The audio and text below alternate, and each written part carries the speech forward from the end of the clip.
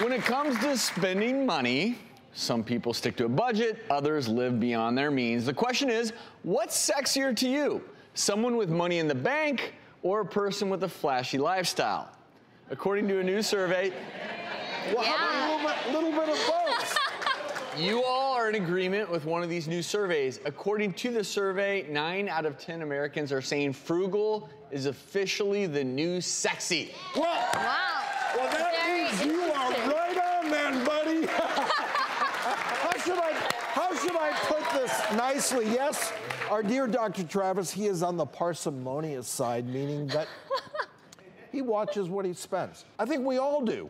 Well, I think so. Drew. Yeah. And we're not afraid to spend money as long as we feel that we're getting our money's worth. So I think that's true, and I think it draws the distinction between being cheap, which means you just don't want to spend any money, versus being frugal when you're thinking about the value for your money, the convenience, kind of the overall aspect of getting a better deal. And this could be particularly important on that first date, for example. I mean, have you ever taken somebody out on a first date and you're like, well, this is Dutch treat, like you? No. Well, So that's not the way I roll, but I will say. I wasn't implying that, but I mean, I think that would start things off sort of on the wrong foot. Well, 79% of people in the survey said it was acceptable to use a coupon on a first date. Now, having said it, I think time out for a sec. This survey. That is sexy. Pull that coupon out. Now, granted, the survey was skewed. Why? Because the survey was done on a website called slickdeals.com. So you're already selecting out a group of people who like values, who like coupons, who like deals. So you can't just say this is 9 out of 10 Americans. This is 9 out of 10 people who answered a survey on a discount website. Studies show that you shouldn't be cheap or maybe even frugal when it comes to experiences or it comes to things that can benefit your health. So for instance, you're going to pick out a mattress. It may be worth spending an extra $50 to $100 because you're gonna spend a third of your life on that mattress. If you're gonna spend money on experiences, there's good data that actually augments your happiness. But spending your money on the things that people like Drew spend their money on.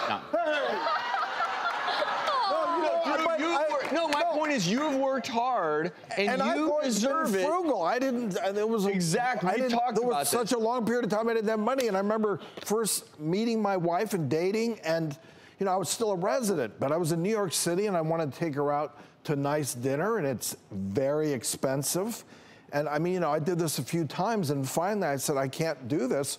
So I was honest. You know, there has to be a compromise here. It can't always be, you know, some top of the line thing. And I think that's where frugality, when you're really looking at the value of things, makes more sense, and you were honest and transparent about it. I think what's really off-putting to people is when you show off and you're living outside your means and you're presenting a false image of yourself. We see a little bit of that here in LA, don't we? Oh, no, not at all. I mean, the clothes, the jewelry, the cars. If you're spending every dollar you make or you're going into debt, you are not setting yourself up for success in the long term. And I think people are beginning to realize that you could meet someone, they have the fanciest car on the block, but if they're in over their heads in terms of car payments, that's not sexy. And if a year from now, they can't afford to buy dinner because they had the fancy lifestyle, I think you gotta be careful. What you were referring to earlier does always strike me, and it is the image when we come to work together.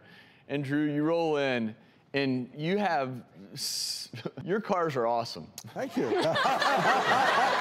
Dr. Travis, Dr. Batra and I both drive Teslas. It's all about the environment. It's all about electric power.